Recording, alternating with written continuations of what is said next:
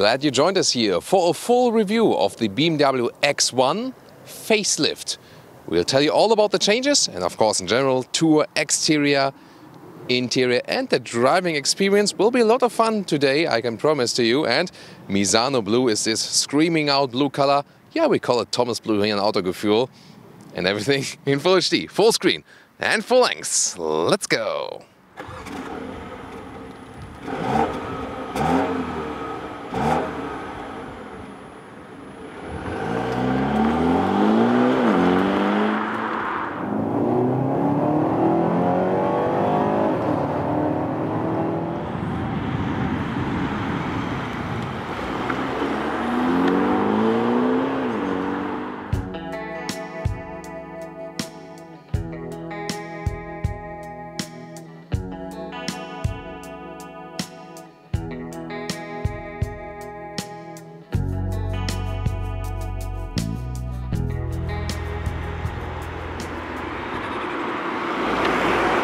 Please subscribe to us if you haven't done so far, that you check all of the latest car updates.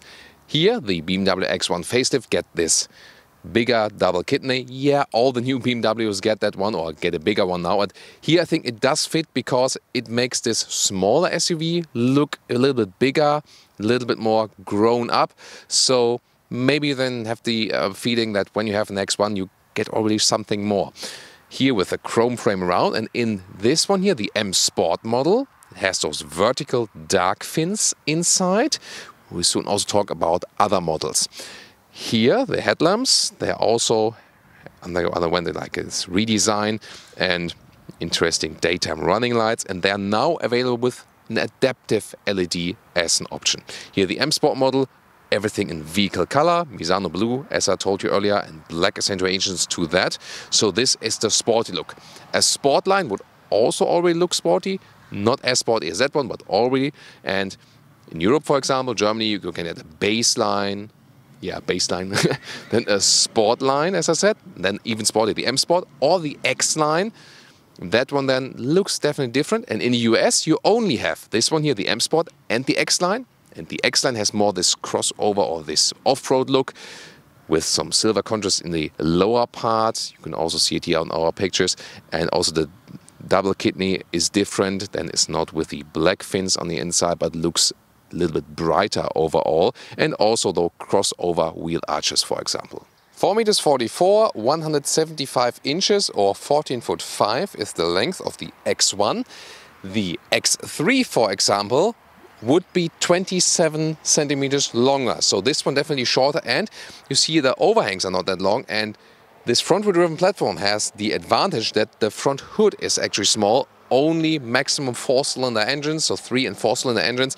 Therefore you don't need this long front hood, and that makes the package, so exterior interior ratio, a little bit better definitely. This one here, the M Sport model, also gets this M badge. Then you get 17 to 19 inch wheels. Those ones are the biggest 19 inch aluminum wheels, pretty nice in the M Sporty style. Bigger brake disc as well. Then the Misano Blue color again, here with the black frames around the windows. And you can also see the wheel arches here are painted in the vehicle color. This again will be different with the X line, where you have the wheel arches painted in the not painted, in the crossover style, so just a plastic off-roadish look. I really like the off-road look for SUVs in general, so I'm not such a fan of painted wheel arches, to be honest. Are you? Tell me in the comments. But of course, I mean, when you put something in this color, to me, it doesn't matter. Then also the shadow black line here for the roof rails. And the design is, let's say, rather conservative, but we have a dropping line here at the height of the door handle. I always like when it's at the very height of the door handle because it's an integrated design line with the door handles right there. And yeah, somewhat shoulders here also forming right there. And this, round ending for the rear windows makes it already quite elegant. The X2 would be a sportier style, but I prefer the X1 because, yeah, it has a classic SUV style. Here in the rear, I think everything is very well proportioned. Some updates to the rear lamps right there and also the LED daytime running light. Well, it's not a daytime running light in the rear, but sometimes I call it that way. Let's say the LED signature in the rear. Then the M Sport has this shadow line, darker contrast in the lower part, and those ones here are real exhaust pipes still. 2, so 1 on each side, X1 badge. And you know, I think the car doesn't look too big, not too large, not too small, and the M Sport is not overdone, but it's also not too little, so I think exactly right. Or what's your take on that?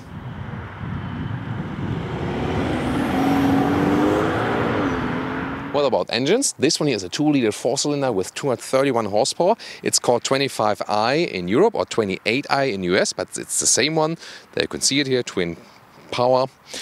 And then there's also weaker petrol engines available, depending on the market. There's a 20i, 192 horsepower, or an 18i, then with S-drive, just front-wheel drive, 136 horsepower. That's a 1.5 liter. The other one's 2-liter turbo petrol engine. And all-wheel drive here works front plus rear on demand. So it's a front-wheel driven platform built in Regensburg, Germany, the X1 and the X2. And this one here, the 28 or the 25i with the X-drive, 6.5 seconds is the acceleration figure to 100 kilometers or 62 miles an hour. There will now also be a PHEV, a 25e, with 9.7 kilowatt-hour battery, 50 kilometers of pure electric range. And there's a diesel range also, a small 3-cylinder, 116 horsepower, front-wheel drive, and then the 4-cylinders, 150, 190 or 231 horsepower as this one. So the strongest diesel has the same acceleration figure approximately than this one here. But yeah, for most cases the petrol engines will be enough, unless you're driving like so many thousand kilometers per year. But we'll also check out the fuel efficiency of this petrol engine here today, both performance and the fuel efficiency. What's also remarkable here, for more stiffness here, they have added this additional bar here. Always a nice detail to see. And yeah, hydraulic struts, both left and right. I like it, they shouldn't save on those features. Even though you might not operate on the engine that much, it's always good to have those hydraulic struts. Just nice.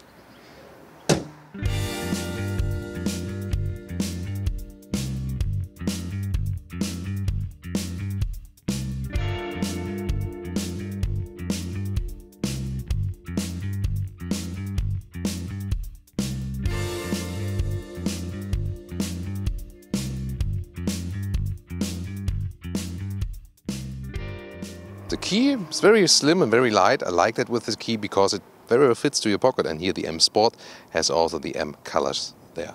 Then door closing sound. Yeah, it's actually quite solid. Of course, keyless entry available here when you put your hand on the outside, or then you close just the finger and then on the inside here, then yeah. Here we go, then it opens again. And they still have this classic knob here at the inside of the doors. That's, always funny. It's beeping, by the way, because I have the instruments on, but now it's gone. Here for the M Sport, nice inlet here with the blue, and also this, it's not aluminum, but it has like this aluminum or carbon fiber structure style, but it's just, a visual cover. But what's cool is that here, soft touch the inside of the doors, optional Harman Kardon sound system, which is giving you quite decent sound. Then some reasonable door pockets as well. This one, of course, hard pack. M entry badge for the M Sport model, and more blue accentuations. Yeah, that's of course my car then with the blue accentuations. M steering wheel in a sportier style. Left side here for the cruise control. And the right side would be to pick up the phone or also to increase the volume.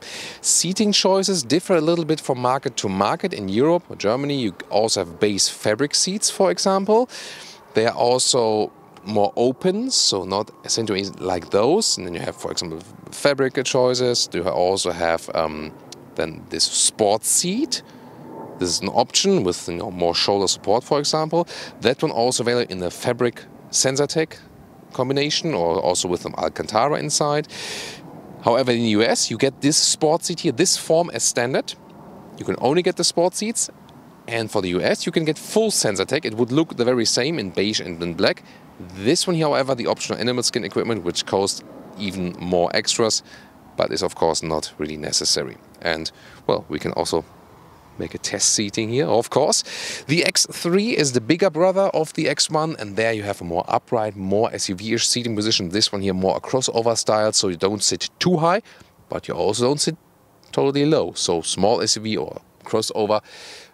There's no panoramic roof in here in this car. There's one optional available. And here there's plenty of headroom left. 1.86 or 6'1" if you haven't subscribed. If you're a subscriber, then You know my size, meanwhile. This is an electric control. It would, of course, stand out with a normal manual control. Then here you can also put the seating area in the lower part a little bit longer. And steering wheel control is manual here now, but it's a nice process and is, very well adjustable. Overall, you can get a nice seating position here in the front. Again, more comfort than with a normal compact size car, and that's, really important. Also, this pillar here, the A-pillar, is pretty much upright, so you have a quite voluminous, spacious feeling in the front. Now the interior overview. There you can see it's not a super all-new car, it's just a facelift. Therefore, you have this rather old-school unit here in the middle part. Yeah, those rubber, frames around, that's not, good build quality, I think. But what is good, I like the classic climate unit somehow because it's so easy to control it while driving, with turning and so on. And here the volume knob and some hotkeys you can also, set on according to your needs. Then nice blue situations here again for the M Sport, also lower with blue contour stitches. Soft touch everywhere here also at the dashboard, high build quality. This M Sport steering wheel with the shifting levers, that's also pretty nicely done. The instruments also somewhat old school because they're a mix of analog and digital. Soon more details to that. That's really funny when you see. And then there are two different sizes for the digital screens on the middle, just on the lower middle part available. Then the main infotainment unit, that's interesting also. A base one in Europe would start 6.5 inch, really small, no touch. Second size is 8.8 inch, so a little bit smaller than that. That would be the standard one for the US, also standard in US with the GPS. And then this one here is 10.25 inch, the biggest one available here, new with the facelift. All the systems, so 8.8 and also 10.25, get this software update here, the newest.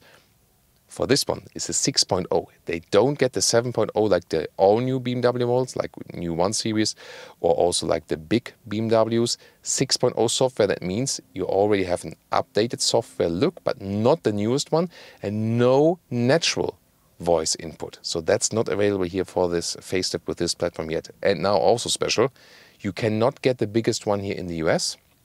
The reason for that is the airbag. Because in US, due to different safety regulations, they have to put in the airbag in a different way and it takes more space, and then there's not enough space to put all the, according system parts for the bigger screen. Yeah, that's something quite strange, definitely, but sometimes those things happen then, when there are different regulations and so on, but you will get the same software look also in the 8.8 inch screen. Yeah, soon more details also how that software looks. Then in the lower part, you have a sliding cover in a split way, and when you have it opened, there's a USB supply in the front, to have a power supply as well, and adaptive cup holders. Then there's this longer automatic shifting lever because it's put in a rather lower part of the car. Then the shifting lever or shifting switch for the Sport mode and Ecopro and Comfort mode. We'll talk more about that when we drive the car. And then you still have this classic turning and pressing knob and with some hotkeys, because yes, this new screen is touch, also the 8.8 inch is touch, but still while driving it's nice to have that one. Last but not least, this middle armrest is quite stable.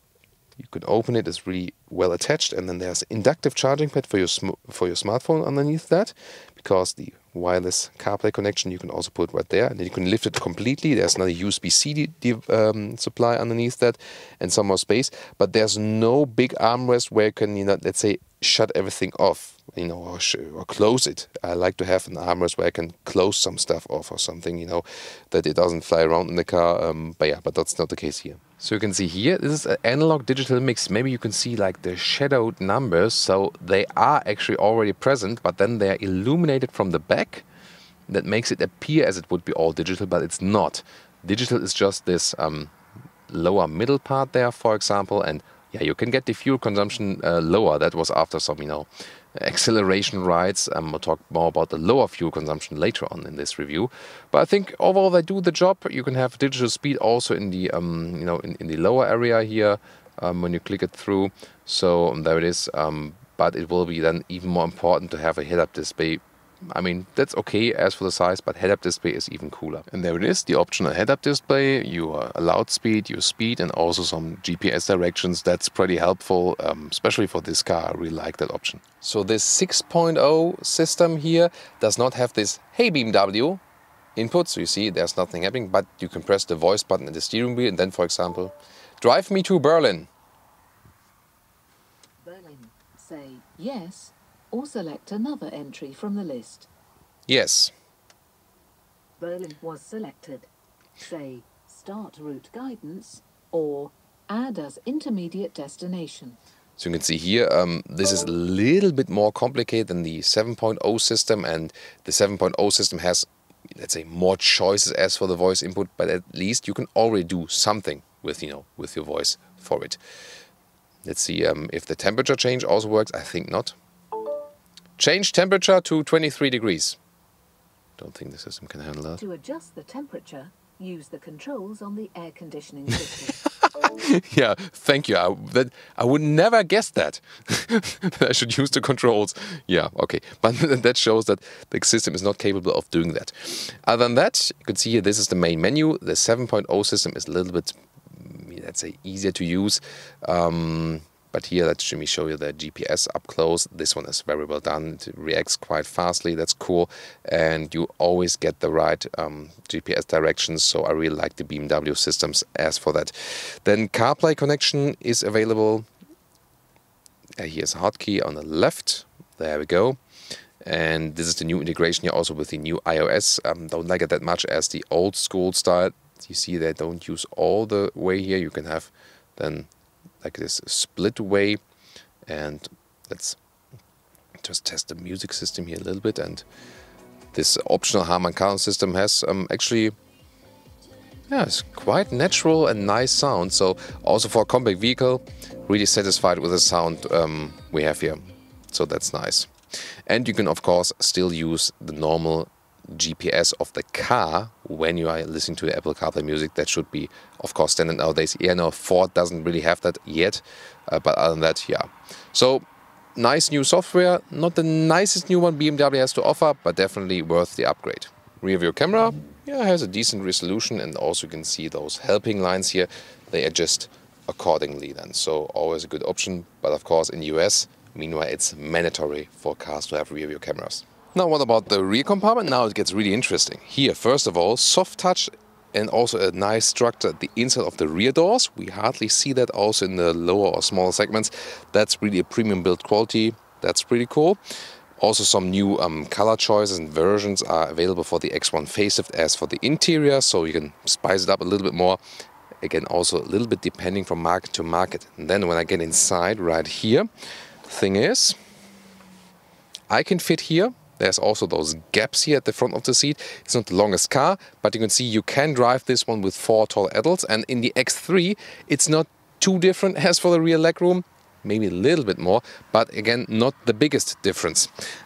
You can also have an option where you have a sliding bench with those laces here. You can actually vary the rear part of the seat, so you can make it more upright, but also more, a little bit more backward. That, that depends on the trunk, but also on your seating position. Overall, the seating position here is actually quite good.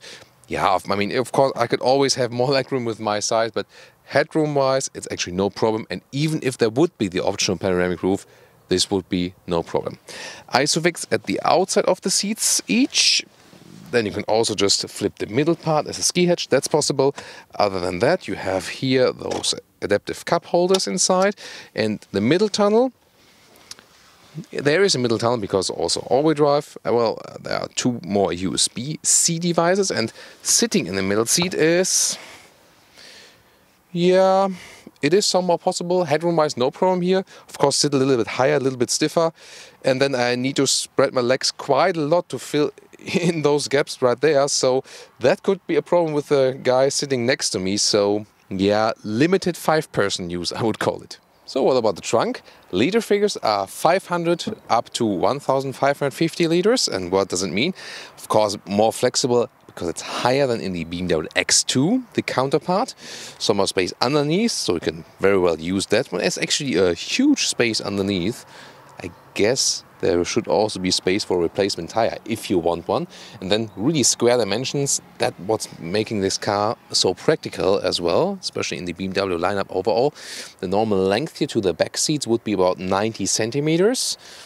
And the width is standard, yeah, just a little bit less than a meter. And the height here is about 40 centimeters. Of course, you can also remove the top cover.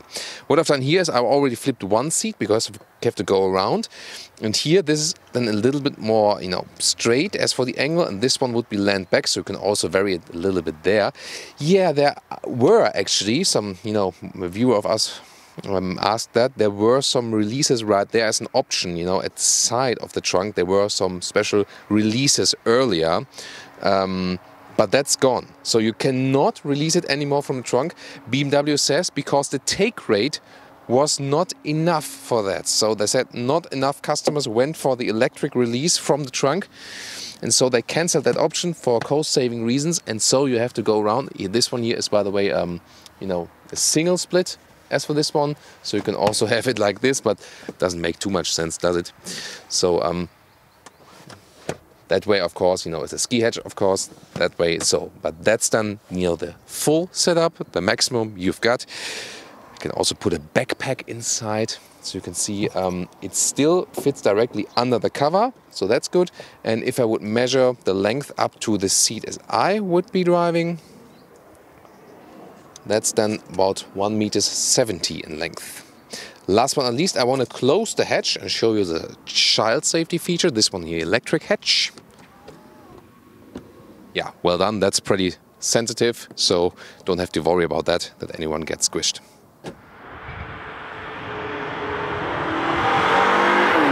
Welcome, guys.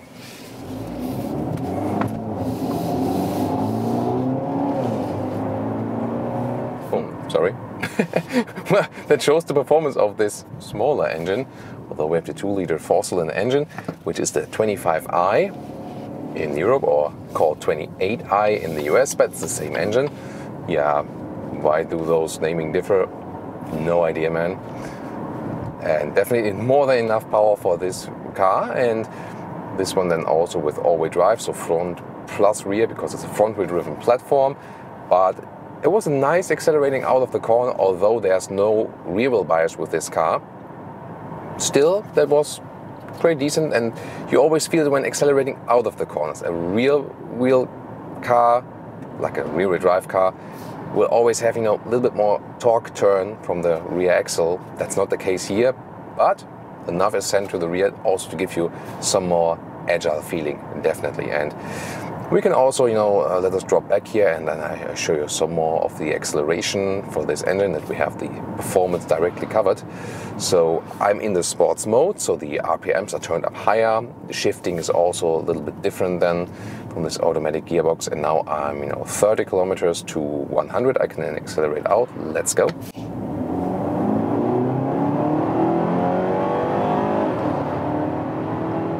Plop, and that's it. So I think that's really, now it's 80 speed limit, so that was very well timed. But we'll also get on the motorway and show you more about that. So that's really cool, and this M Sport model is indeed a little bit sportier. You either get the fixed M Sport suspension as standard when you go for the M Sport, but here we have the adaptive suspension built in, which I would always go for if you want to spend the money. Either stick with the base suspension, for example, pick the X-Line or pick a base model or so.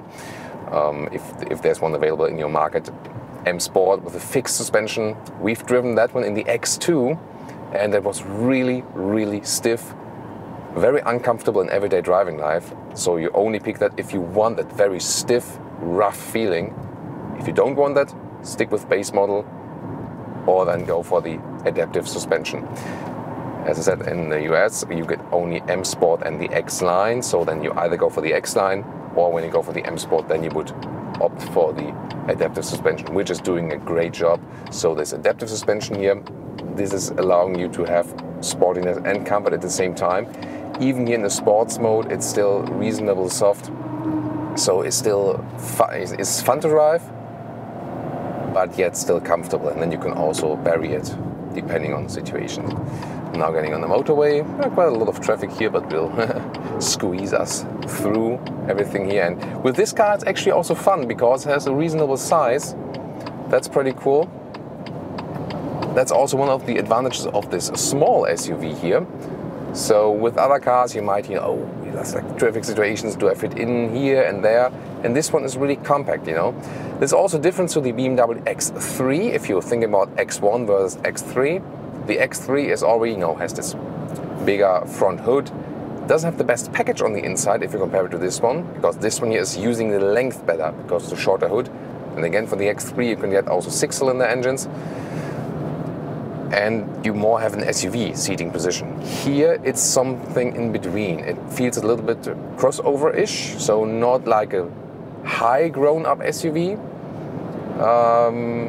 rather something in between. So it's not a big SUV feeling yet, but it's also not normal compact car. It's indeed in between, crossover style and so on. But I think it's good, you have a little bit more comfort, you have a little bit higher seating position than in a normal compact class car. So that's definitely already helping with the long-term comfort here. I have the M steering wheel, which is really my favorite design-wise. The M steering wheels in the bigger BMW models, they are a little bit strange for design somehow. Maybe it's just a personal thing, but this one here is, perfectly done. Here now on the motorway, by the way, I can also go back to the comfort mode, and then the adaptive suspension reacts accordingly to that and is giving me a little bit more comfort, so that's more relaxed than on longer runs. I have everything in the line of sight and also in the head-up display. That's a great addition, especially for this car, because there's no, totally virtual cockpit where you can have a big GPS map in. So the head-up display with some GPS markers and arrows information will do a great job. And also, this one does not have a big digital speedometer where you can exactly see the speed at one side, and that's also in the head-up display now. So with this car, head-up display definitely recommended. Sadly, we do not have blind spot monitor. That's not fitted with this very platform. The new BMW 1 Series does have that. So, but not the X2 and not the X1. Sadly, this is one thing that is definitely missing. I was hoping they would get it with a facelift here now. Yeah, that's probably the biggest fail with this facelift, that they don't have the blind spot monitor, but everything else is really well done with this facelift. So I'm happy about the upgrades, especially infotainment system wise. Yeah, the biggest one only available in Europe, sadly not for the US because of this airbag issue. But also, the 8.8 inch has this software update, so you will still also profit from that. Now I also set the cruise control. It is an adaptive one. You can get one. That's of course not standard. Then you can also adapt the distance to the car in front of you or to the bus in front of you. Let's take a car in front of us. Really stable also at higher speeds with this suspension. And the assistance systems are doing a great job, always keeping you, really where you need to be. Shifting pedals can also be used, so as soon as I can do the next acceleration, I will also use a shifting pedal, that you can see something more about that. About the missing blind spot monitor, at least there is a good visibility here. Whoa, that was a tire that was completely off the rim. Whoa. What you don't see in everyday driving life. So good visibility all around. That's also better if you compare X1 to the X2, this more SUV coupe-ish style. In the X1 you have one of the best visibilities with the BMW models overall, and I told you earlier, it's also one of the best packages price performance wise, and I can just confirm that also while we're driving it. So another lane change here now to the right, and there's really a lot of fun. The steering is not the most natural in the feeling. It feels sometimes a little bit artificial, but it's definitely fun. You see, we saw it here with the lane change. It has spontaneous reaction, so definitely a lot of fun. But again, I think steering feeling-wise, BMW didn't move in the right direction recently. They made it more comfortable. That's good for parking in and out. So if you think about like some BMWs like 6-7 years ago, and you didn't have like a special servo steering, it was really hard to steer, and especially some female customers were complaining and saying like, that's just too hard, if you don't like have trained arms, and I could really understand that when parking in and out. Now it's definitely easier to steer. that's on the one hand good, but I think they should work on keeping a more natural feeling. But still, it's a lot of fun to do with it. Then, let's go back to the sports mode, and I will use the shifting pedals, so I can go back a gear, even to the fourth, and then I was even hopping back to third gear. If I put the shifting lever to the left, I also stay in those gears, and then when we then shift up, there's also more response. I have this kick in this when I shift up. When I'm in a normal driving mode, then it's rather steady and smooth transitions from the automatic transmission, and that's actually what you what you usually want to have, rather a smooth experience as for that. So, and what we do now, we did some acceleration tests and so on, and I'll now put now it's going down, and that would be a little bit unfair. So after this downhill passage is gone, I will reset the fuel consumption meter to tell you more about the minimum consumption you can get. It's always good to test it on motorway when you just set it on cruise control, because that's where the combustion engines have their most efficient spend, so to say. So when you drive combustion engines about 90 kilometers an hour, it's about 50 miles an hour, then they are most efficient overall. So now it's going straight, and I'll reset it. Let's see what we can score as minimum consumption.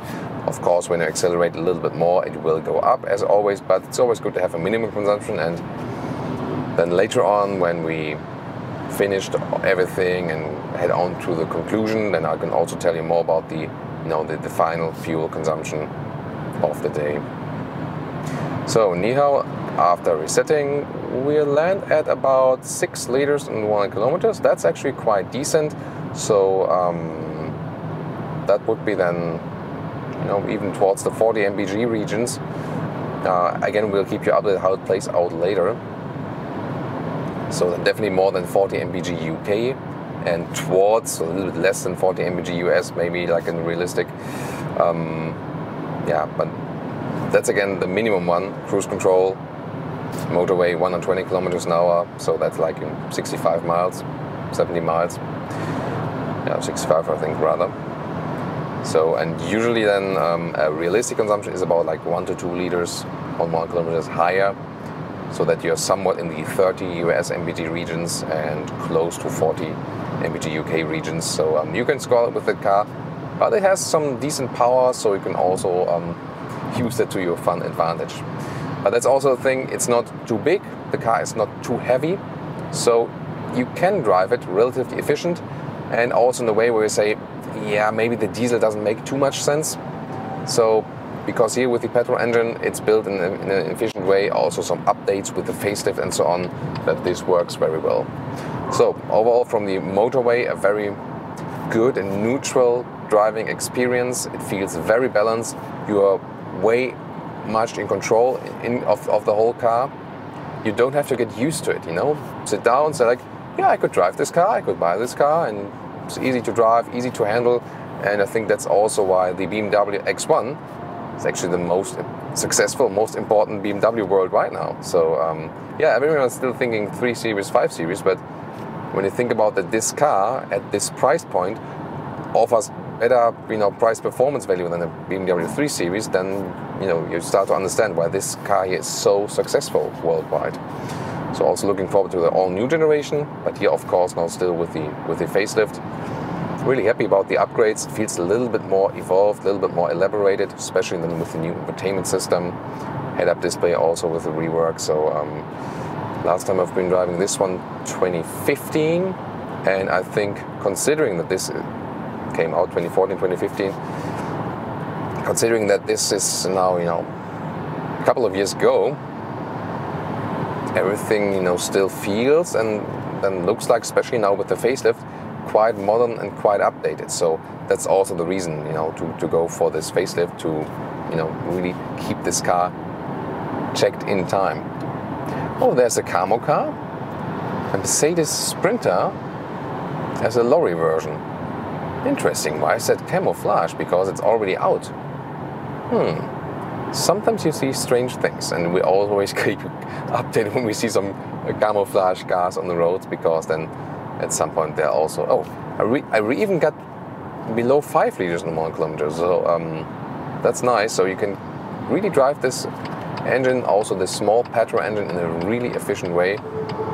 That's pretty nice.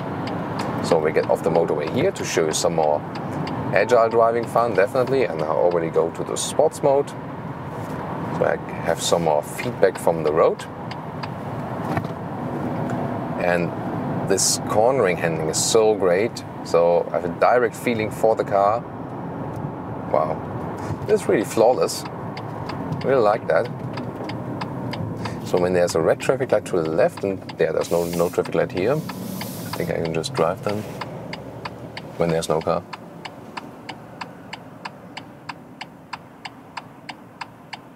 There we go. So now some city situations. I can also set the cruise control here. The minimum speed is 30 kilometers, but of course, together with this automatic gearbox, it also decelerates then up to 0. That's cool. Going back to the comfort mode, or you can also go to the Ecopro mode. Then the small recuperation, you maybe know that recently everything, oh, we're going mild hybrid and so on, but BMW has been using those small mild hybrid systems with recuperation for the small car internal battery for quite a while now. So that's nothing new at BMW. And that's also where you can save some more fuel, because then by recuperation, the battery is using the energy then for the car internal systems, like everything you see here screen-wise, light machine, and so on and so on. And that's of course a good idea. And when you're in this Ecopro mode, this function is being stressed. You can also see how it's being charged then, and also the throttle. Oh, a little bit slow now even, so there is more throttle in, there's less throttle input. It's like in the moment you put your feet on the throttle, you think more throttle input. But I want to say in the Ecopro mode there's less throttle input. So for situations like those where I want to squeeze in through city traffic, that's maybe not the best decision then. But when you're rolling further, longer time and so on, really want to save some fuel, then the Ecopro mode definitely makes sense.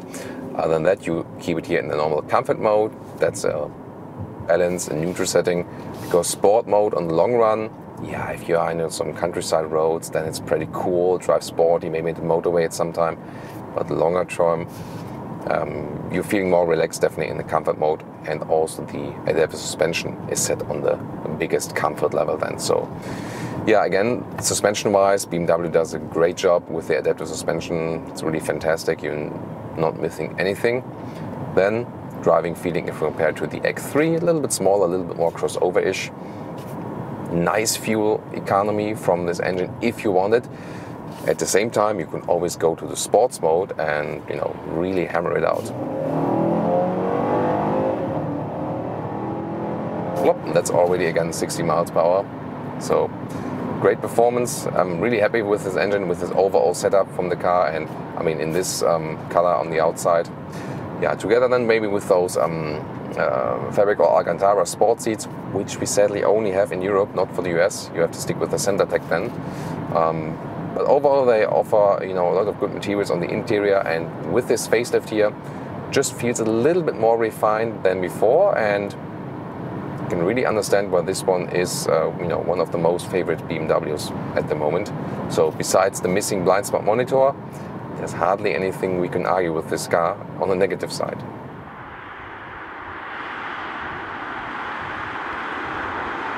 And now to our conclusion for today with the BMW X1 facelift.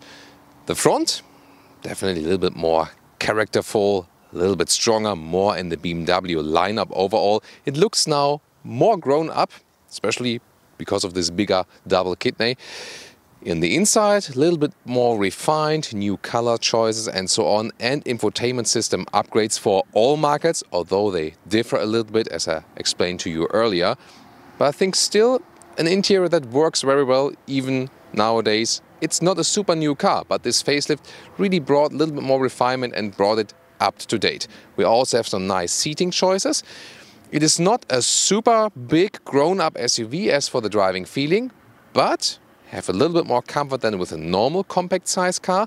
And the exterior dimensions are actually quite, well situated, so you can still use it in the city a lot.